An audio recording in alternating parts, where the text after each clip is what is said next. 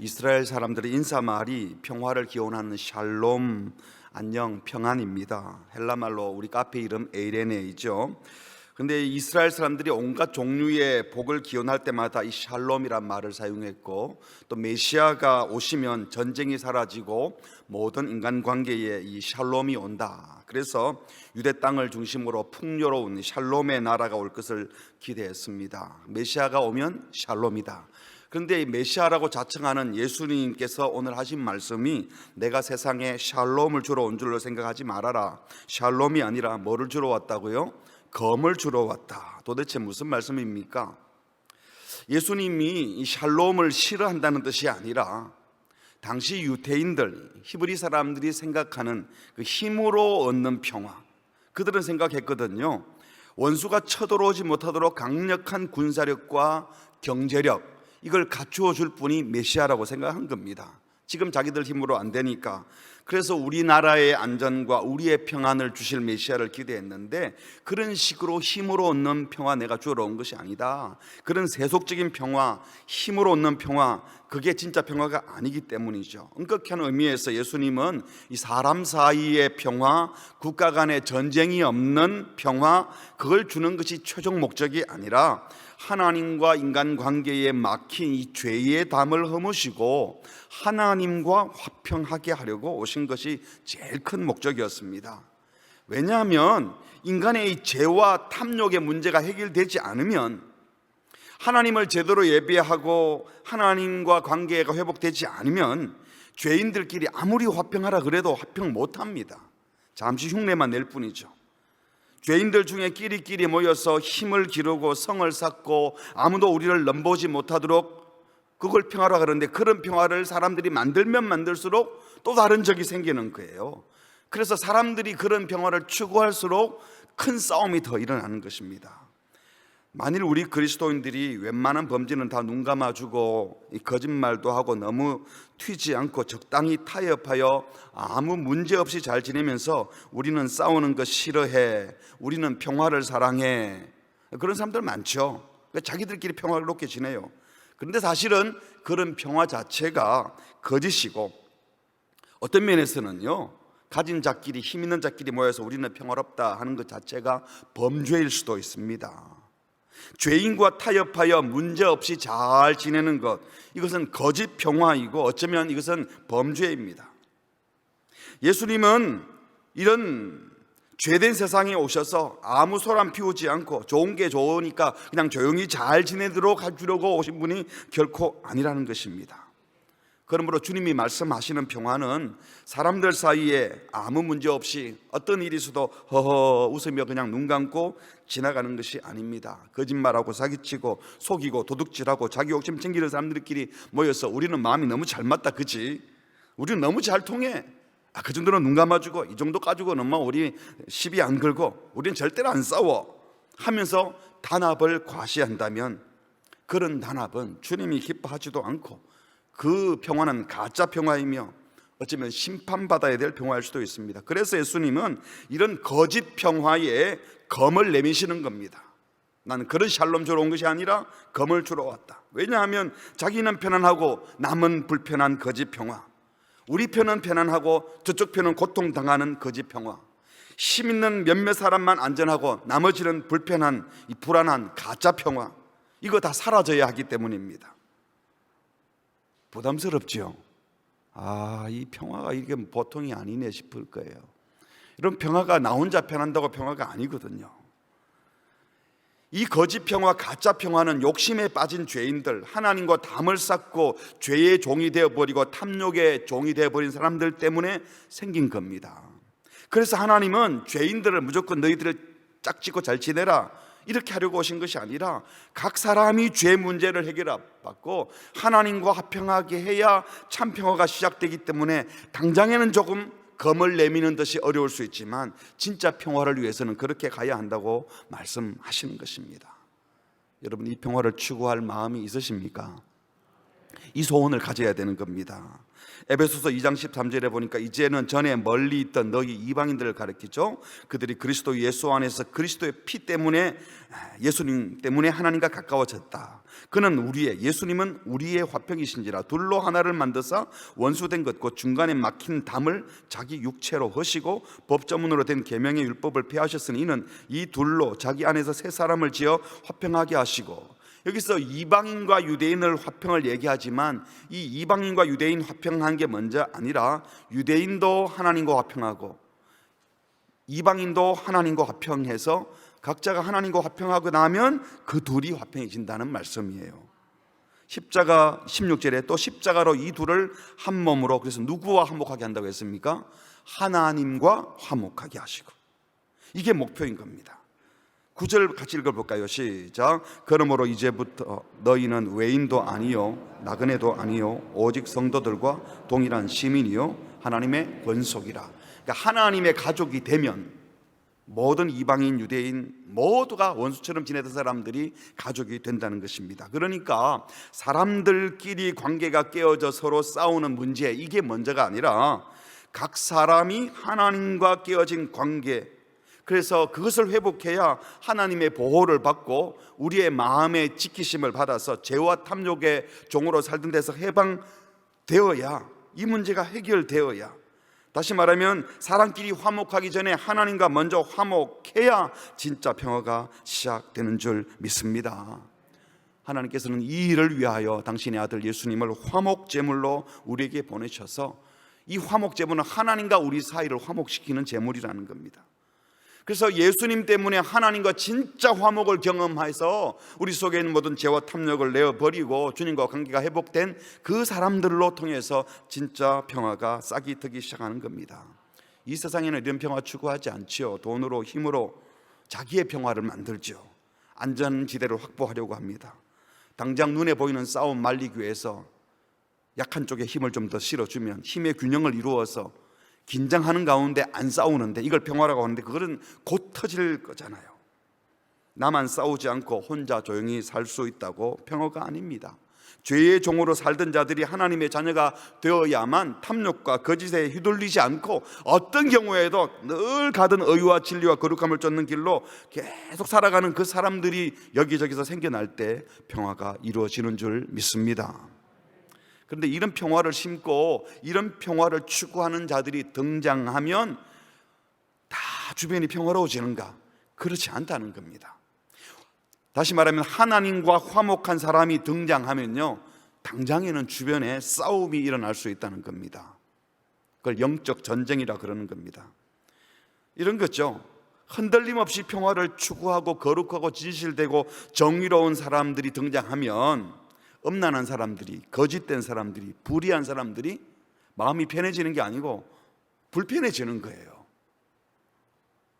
정직한 사람이 있으면 거짓말 맨날 하던 사람이 불편해져요. 거룩함 앞에 음란과 더러움이 힘들어지는 겁니다. 부정하게 돈을 버는 사람들이 공평과 정의를 추구하는 사람이 등장하면 화가 나요.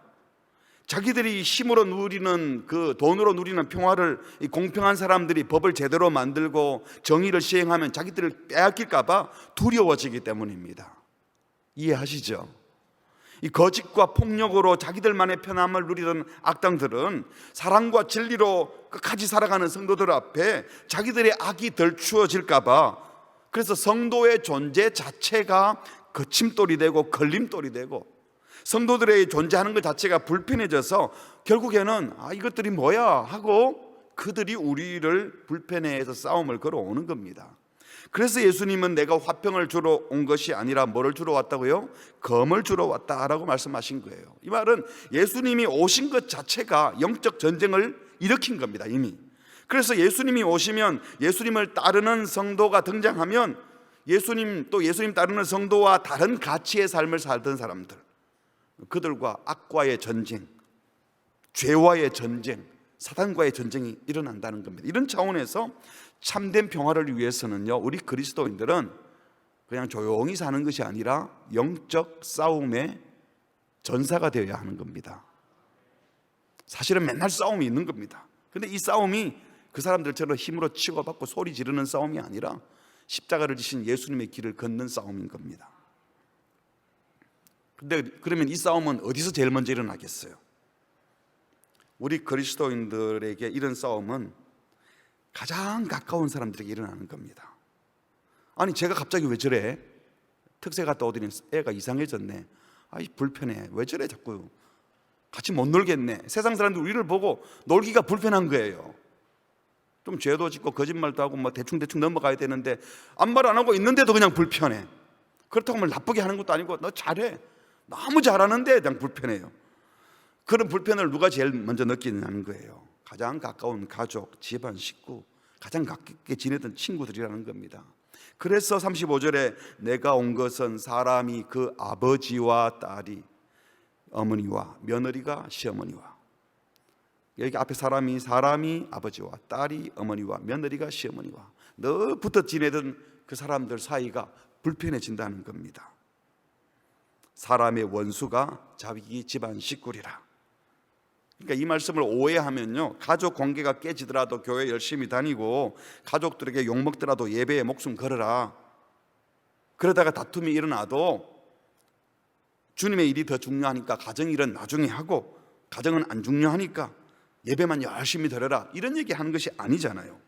이 말씀은 우리가 하나님의 자녀, 빛의 자녀로 표가 나게 거룩한 삶을 살면 가장 먼저 부딪히는 사람은 우리의 의로운 삶을 가장 가까이서 지켜보던 신앙이 다른 남편, 아내, 부모, 자녀가 될 것이라는 말씀입니다.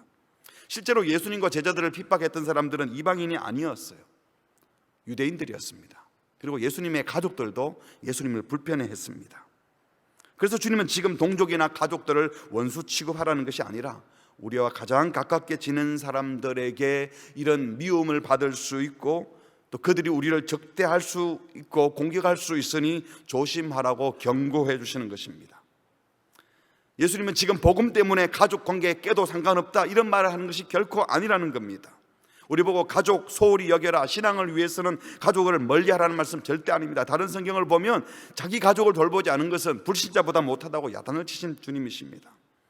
그러나 예수님을 만나게 되면 하나님의 자녀로 제대로 살다 보면 우리가 악의 권세, 죄의 권세에서 해방되다 보면 그렇지 못한 사람들 눈에는 우리가 불편해진다는 것입니다. 우리의 신앙의 가치를 모르는 사람들이 안 그러겠어요? 왜 교회 가서 시간 버리고 돈 버리고 이 새벽에 나가서 무슨 난리냐, 그런 식으로 뭐 다 퍼주고 나면 니는 네 건 언제 챙길래? 여러분, 우리를 반대하든지 우리를 살아가는 모습을 보고 반대하든지 감동을 받아서 같이 예수 믿든지 둘 중에 하나는 있어야 되는 겁니다. 그런데 우리를 반대도 안 하고 감동도 안 받으면 우리가 크리스찬으로 안 살고 그냥 그들과 똑같이 살기 때문에 그런 겁니다. 한번 따라합시다. 반대받든지 감동 주든지, 둘 중에 하나를 하셔야 되는 겁니다.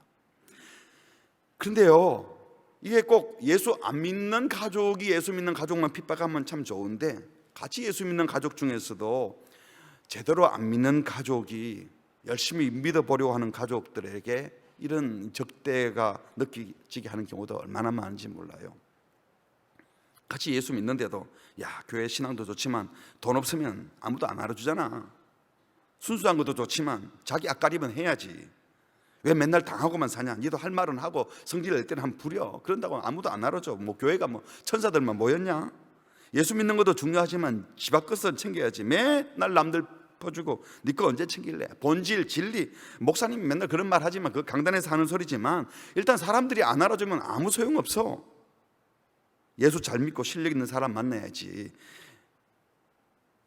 물론 믿음도 좋지만 실력 없고 신앙만 좋으면 뭐하니? 일단 성실하고 돈도 벌고 좀 자기 앞가림하는 그런 사람 만나야 되는 거 아니야?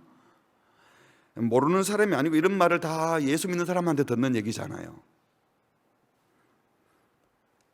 제가 우리 교회 처음 부임했을 때 저희 모친께서 한 번씩 연락이 와가지고 제가 이제 젊은 나이에 담임 목사라니까 얼마나 겁이 났는지 때마다 많이 부흥했나? 요즘은 얼마나 모이노? 교회 빚은 많이 갚았나? 그때마다 제가 왜 이런 꼭 비본질적인 것에만 관심을 두시냐? 목회가 행복하냐? 성도들은 은혜 중에 잘 지내고 있냐? 네가 힘이 들지만 그래도 주님과 친밀한 교제는 잘 나누고 있지? 행복하지? 뭐 이렇게 물으면 참 좋을 텐데 꼭 숫자 얘기하고 돈 얘기하는 것 같아서 마음이 불편했습니다. 그리고 속으로도 그랬어요. 아니 자기도 담임 목사 삼으면서 왜 이렇게 비본질적인 얘기를 자꾸 하셔.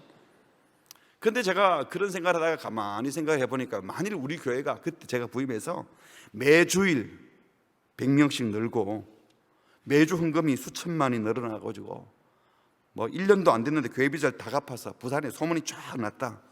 그런데 우리 엄마만 모르고 계신다. 집에 찾아갔는데 자꾸 행복하냐? 그래도 사람들 훈련 잘 받지? 은혜 가운데 성장하지? 이러면 이런 질문만 하지?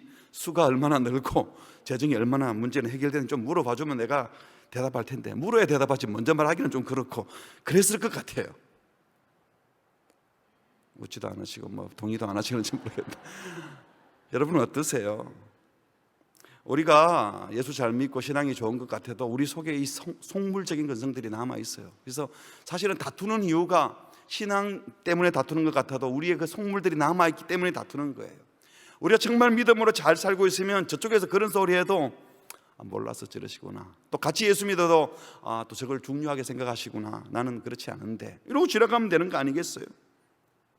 생각이 다르면, 복음에 대한 이해가 다르면, 예수님에 대한 믿음이 같지 않으면 가장 가까운 사람이 가장 피곤한 사람이 되고 대화를 가장 많이 하던 사람이 먼저 영적으로 원수가 될 수도 있는 것입니다. 그래서 예수님을 바로 알고 제대로 믿으려고 하다 보면 가장 가까운 자식이 부모와 원수가 되고 가장 가까운 부모가 자식과 원수가 되는 겁니다. 그러니까 주님과 화목하여 평화를 이루었다고 곧바로 주변의 공기가 싹 정리가 되고 갑자기 주변 사람들과 다 평화를 이루고 모든 갈등과 고통이 사라질 수 있다고 주님도 말씀하지 않으셨어요. 그러므로 여러분이 예수 잘 믿는데 아직도 주변에 갈등과 고통이 남아있다면 염려하지 마시고 계속 가던 길을 잘 가시기를 바랍니다. 혹시 가던 길이 엉뚱해서 그냥만 잘 지내고 있다면 다시 길을 찾으시기를 바랍니다. 그래서 주님은 부모님이나 자식과의 관계에서 불편함이 없게 하는 것을 최우선 목표로 두라. 그러다가 주님 뜻을 거스르거나 결코 그렇게 한다고 해서 그들을 더 고통의 자리에 몰아넣어서는 안 된다는 차원에서 하신 말씀이, 안 불편하려고 대충 지나가다가 결국에는 그들을 지옥으로 보내면 안 되잖아요. 그래서 하신 말씀이 37절 같이 읽겠습니다. 시작. 아버지나 어머니를 나보다 더 사랑하는 자는 내게 합당하지 아니하고 아들이나 딸을 나보다 더 사랑하는 자도 내게 합당하지 아니하며. 가족보다 주님을 더 사랑하라, 이것이 주님을 더 사랑하라, 이것이 결코 가족을 소홀히 해도 된다라는 말씀이 아닙니다.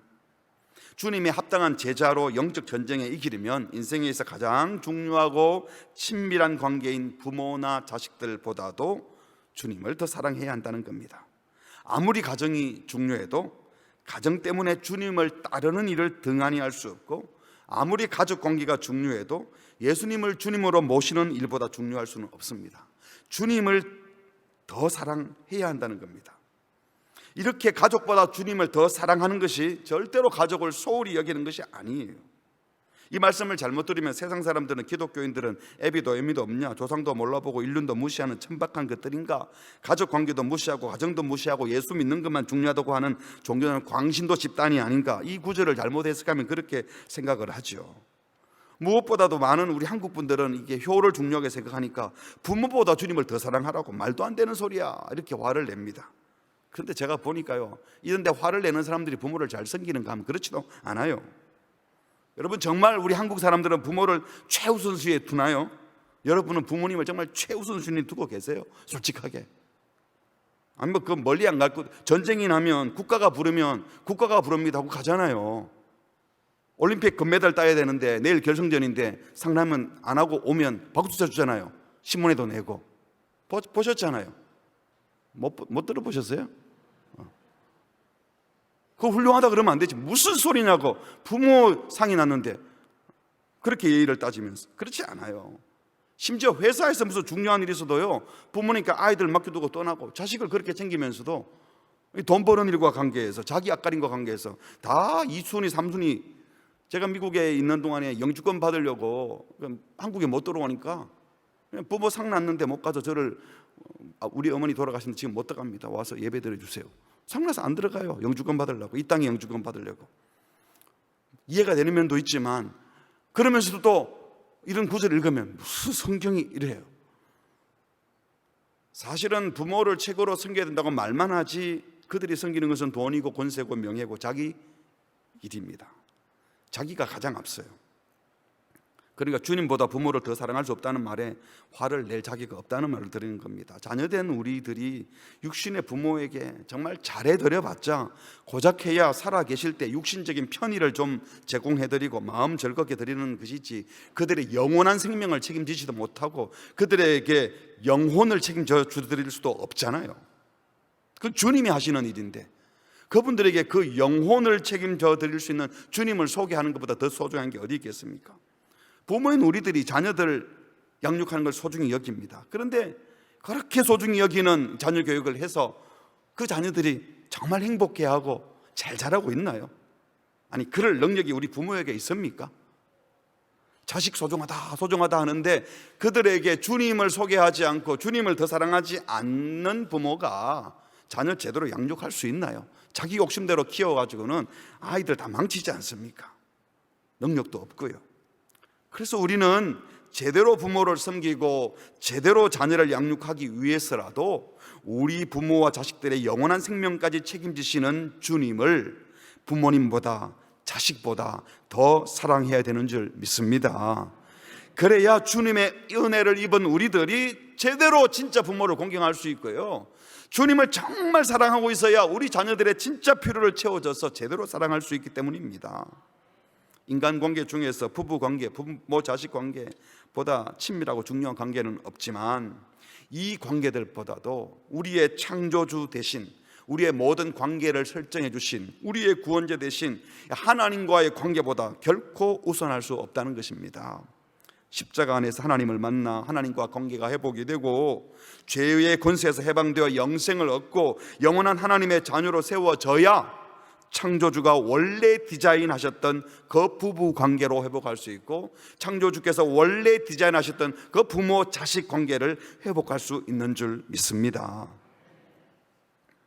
그래야 제대로 효도하고, 그래야 제대로 자녀 양육하고, 그래야 제대로 부부 사랑할 수 있고, 그래야 참된 평화가 임하기 때문에 이 가짜 평화 몰아내기 위해서 주님은 검을 내미실 것이고, 이 평화를 추구하는 자들은 세상에 적대시 받을 수도 있지만 그럴수록 우리는 주님을 더 사랑해야 되는 줄 믿습니다.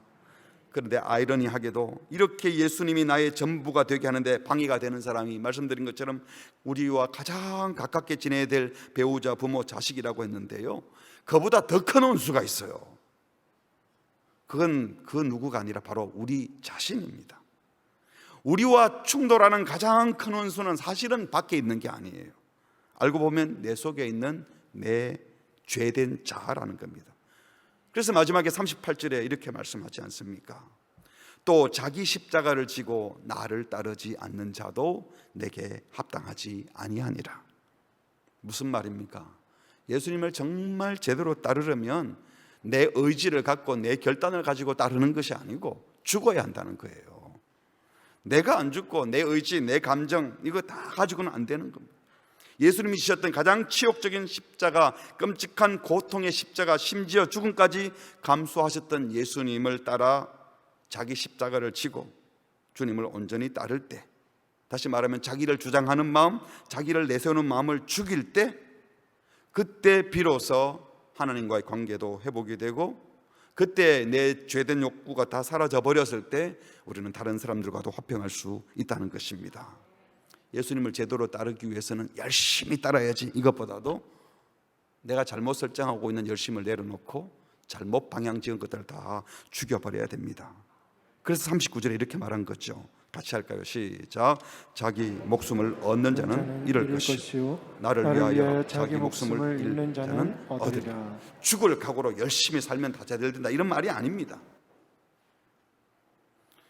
악한 권세와 타협하지 않고 내 속에 있는 죄와 함께 죽어버려 내가 더 이상 살지 않겠다 하는 사람은 주님께서 새 생명 주셔서 살게 하신다는 것입니다.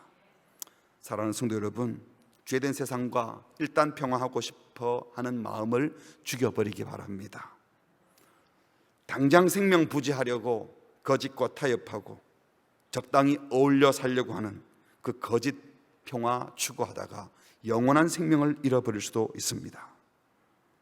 예수님을 위하여, 예수님 따르기 위하여 자기 목숨을 내어놓고 악한 권세와 맞붙어 죽을 각오로 싸우는 자들을 통하여 주님은 우리에게도 영원한 생명을 주시고 평화도 이루는 주역으로 살게 하실 줄 믿습니다. 말씀을 정리하겠습니다. 첫 번째로, 사람들과 타협하는 거짓 평화를 구하지 마시고 먼저 하나님과 화평하시기 바랍니다. 일단 세상과 잘 지내야지 하다가 거짓 평화에 빠지지 마시고 거짓 질서, 힘의 원리가 작동해서 만들어진 그런 평화에서 빠져나오십시오. 오히려 하나님과 먼저 화목해야 참된 평화가 시작되기 때문에 모든 거짓, 죄, 탐욕, 엄난, 거짓 주님 앞에 내어놓고 내가 주님과의 관계에서 잘못된 것들을 회개하는 것이 평화의 시작인 줄 믿습니다. 주님과 화목함으로 평화를 출발하시기를 바랍니다. 두 번째로, 세상과 화평하려고 하는 유혹을 버리십시오. 그리고 영적 싸움을 시작하시기 바랍니다. 예수 잘 믿는 사람들이 세상 모든 사람들에게 칭찬 들을 수 없어요. 우리 예수님께서 말씀하셨습니다. 모든 사람이 너희를 칭찬하면 화가 있으리로다. 주님이 그랬어요.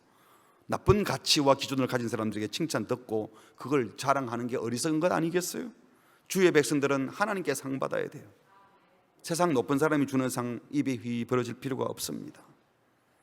세상이 인정해 주지 않고 미워하더라도, 심지어 충돌하더라도 끝까지 어쩌면 영적 싸움을 싸워내셔서 참된 평화를 추구하시기를 바랍니다.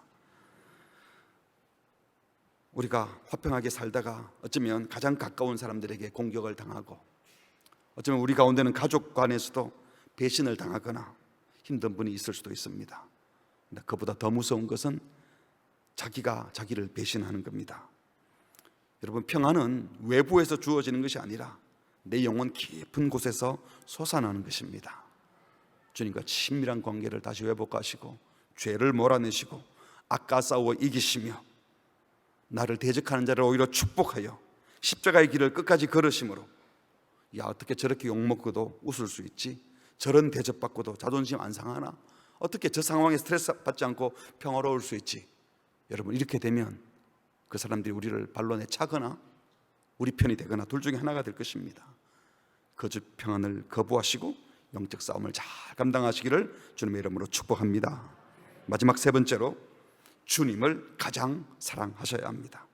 세상보다 주님을 더 사랑하시기 바랍니다. 부모님보다, 자녀보다, 배우자보다 주님을 더 사랑하시기를 바랍니다. 심지어 나 자신보다 주님을 더 사랑하시기를 바랍니다. 주님을 먼저 사랑하는 것이 나를 사랑하는 방법이고, 주님을 제대로 사랑해야 배우자를 사랑할 수 있고, 주님을 제대로 사랑해야 자식도 제대로 섬길 수 있고 부모님도 섬길 수 있는 줄 믿습니다. 매일매일 잘못된 자아를 죽이고 나 대신 십자가에 죽어주신 예수님을 생각하며 세상과 타협하지 마시고 예수님을 따르기 위하여 자기 목숨까지도 내어놓는 생애가 될 때에 우리 속 깊은 곳에서 그 누가 뺏을 수 없는 평화가 흘러넘칠 것이고, 그런 우리를 통하여 세상에 조금씩 평화가 흘러갈 줄 믿습니다. 우리 함께 찬양하겠습니다. 처음 시작할 때 불렀던 찬양 우리 함께 하시고 기도하도록 하겠습니다. 주는 평화 막힌 담을 모두 오셨네. 주님과 우리 사이에 막힌 담이 헐어지면 이 평화를 가진 우리를 통하여 우리 모든 관계도 회복되는 것입니다. 주께서 우리에게 보내시던 예수 그리스도를 생각하며 함께 고백하겠습니다. 주는 평화 막힌 담을 모두 오셨네. 주는 평화, 주는 평화, 우리의 평화. 주는 평화 막힌 담을 모두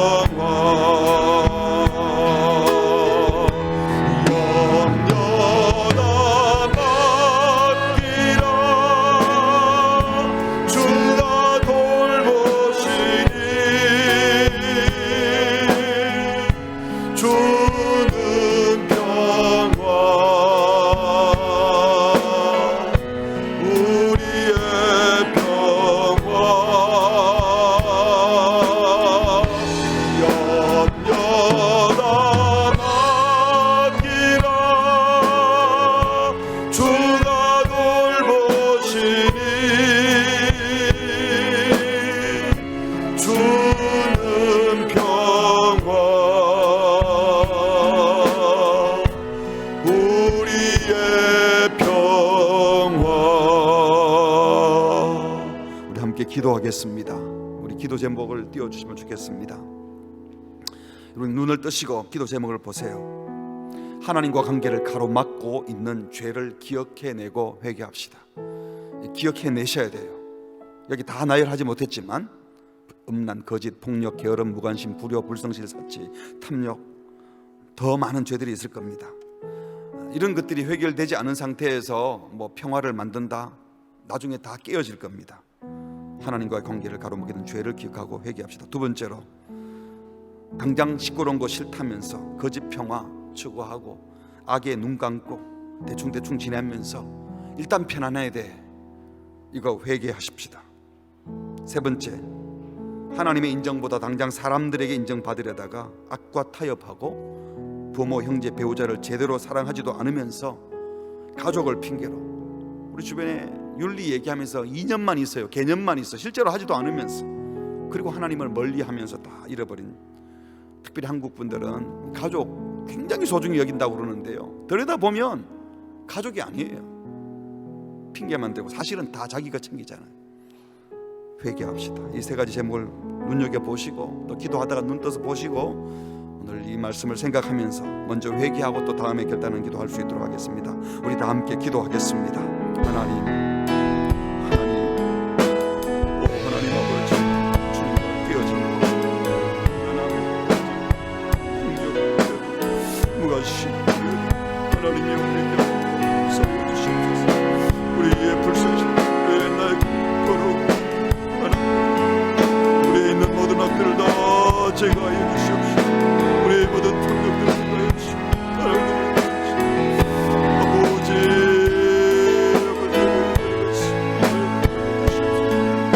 하나님 참평안을 감당하시옵소서.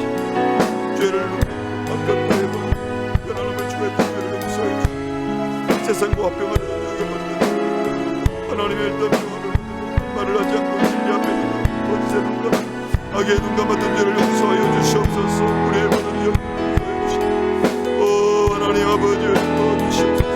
하나님의 은혜를 도와주시옵소서. 하나님의 은혜를 도와주시옵소서. 사람들이 사람의 눈치를 보면 하나님의 은혜를 도와주시옵소서. 아버지, 누구를 바라보고 있는지 어디를 바라보고 있는지 우리의 모든 것들을 열어주시옵소서. 주님 우리에게 찾아와 주시옵소서. 하나님의 은총으로 주님 도와주시옵소서.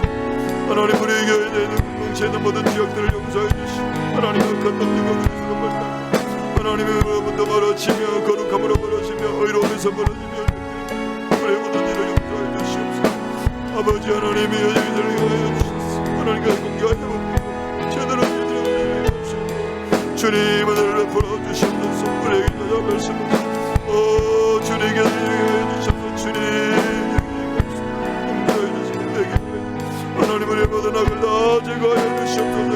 법률을 진리하옵소서. 주님 은혜를 풀어주시옵소서.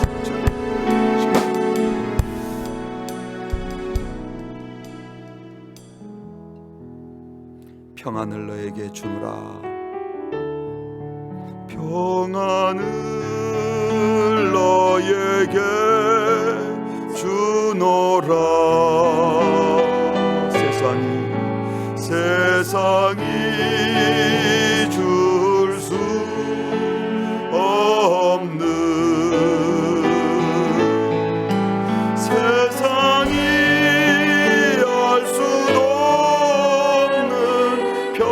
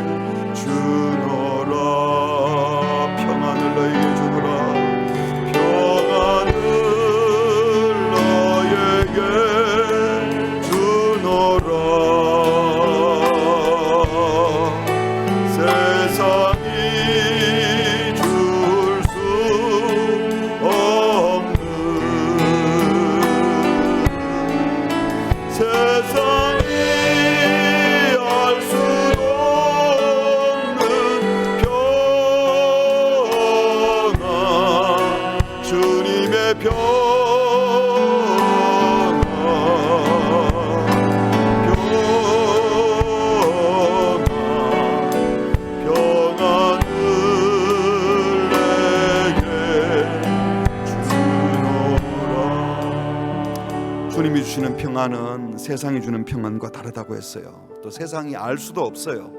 이 평안은 사람들이 볼 때는 평화가 아닌 것처럼 보여요. 그러나 주님이 주시는 평안은 우리 마음 깊은 곳에서 우러나오고 있고, 이 평화를 누리는 사람이 가면 영적 싸움을 불러일으키기도 합니다. 그러나 그들이 우리랑 치고받고 싸우는 것이 아니라 자기들이 힘들어하는 겁니다. 영적 싸움이 일어날 때 뒤로 물러서지 않고 끝까지 자기를 부인하고 원수도 사랑하고 비난하는 자도 축복하고 십자가의 길을 걸어갈 수 있는 힘을 달라고, 용기를 달라고 기도합시다. 여러분, 이 싸움을 싸우는 중에 우리가 막 갈등하는 게 아니에요. 우리가 착각을 하는데, 주님이 검을 주셔서 이런 싸움이 벌어지면 이 싸움 중에도 평화로워야 돼요. 우리 한국교회가 갈등이 많을 때 저는 그 SNS에서 막 분노하는 분들을 많이 봤어요. 근데 그분들을 보면서 분노에 이해가 되는 면이 참 많은데, 이 분노하면서 그들 속에 평화가 있을까? 이 분노하는 가운데 주님이 주시는 기쁨은 누리고 있을까? 예배의 감격은 누리고 있는가? 만약에 우리가 아무리 정의를 외치고 거짓에서 화를 내어도 우리 속에 평화가 없이 하면 결국은 똑같은 싸움 싸우다가 그냥 같이 망하는 거예요. 영적 싸움을 싸우면서도 끝까지 축복하고 끝까지 사랑하고 끝까지 이 평화를 누릴 수 있도록 해달라고 기도합시다. 두 번째는 주님을 가장 사랑하게 되려고, 여러분, 예배를 소중히 여기고 기도하는 자리를 소중히 여기고 주님과 만나는 시간을 소중히 여겨야 합니다. 마음만 사랑하면 안 되잖아요. 사랑하면 만나야죠. 자꾸 만나고 교제하고 그분의 말씀을 들고 주님만 가장 사랑합니다 고백하고 또 그렇게 되게 해달라고 기도합시다. 세 번째는 우리 교회를 위해서 기도합시다. 우리 교회뿐만 아니라 한국교회가 불의와 타협하지 않고 교회 자체의 어떤 경제적인 또는 자기 예배의 어떤 유익을 위해서 평화를 깨뜨리는 것이 아니라 교회가 하는 행태 자체도 평화로 보일 수 있도록, 평화에 헌신하는 교회가 될 수 있도록, 첫 번째는 영적 싸움을 싸우면서도 평안을 누리고 끝까지 복을 비는 자들이 되게 해주십시오. 두 번째는 주님을 가장 사랑하여 그것에 시간과 물질과 마음을 드리게 해주십시오. 세 번째는 우리 교회가, 또 한국 교회가 불의와 타협하지 않고 평화를 만드는 교회가 되게 하옵소서. 하나님 주시는 평안을 우리가 누리게 하여 주시옵소서. 이 말씀 제목을 붙들고 이 기대 제목을 가지고 다 함께 다시 한번 합심으로 기도하겠습니다. 입을 열어서 여러분의 마음을 주님 앞에 올려드리며 진지하게 함께 기도하겠습니다. 하나님 아버지, 영적 싸움이 일어날 때 뒤로 물러가지 말게 하시고 끝까지 자기를 부인하고 원수도 사랑하고 비난을 하고 십자가의 길을 걸어갈 수 있는 힘을 주옵소서. 주님 가장 사랑하는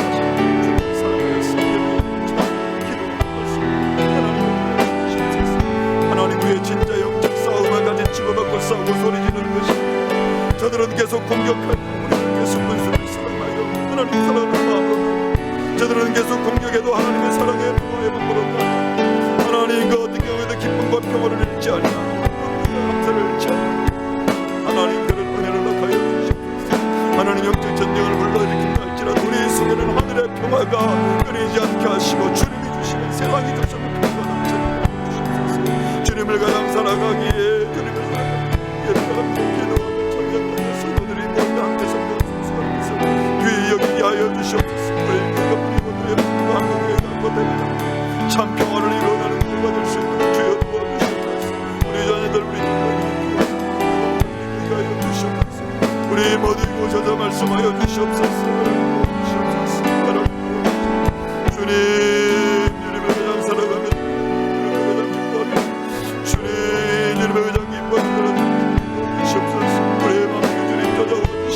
주님의 은혜를 베풀어 주셔서 할 수 있도록 주님 도와주시옵소서. 하나님이여, 하나님이여, 우리 평화를 빼앗아가지 말아주시고 우리 중에 심으시고 주시고 하나님을 응하여 주시옵소서.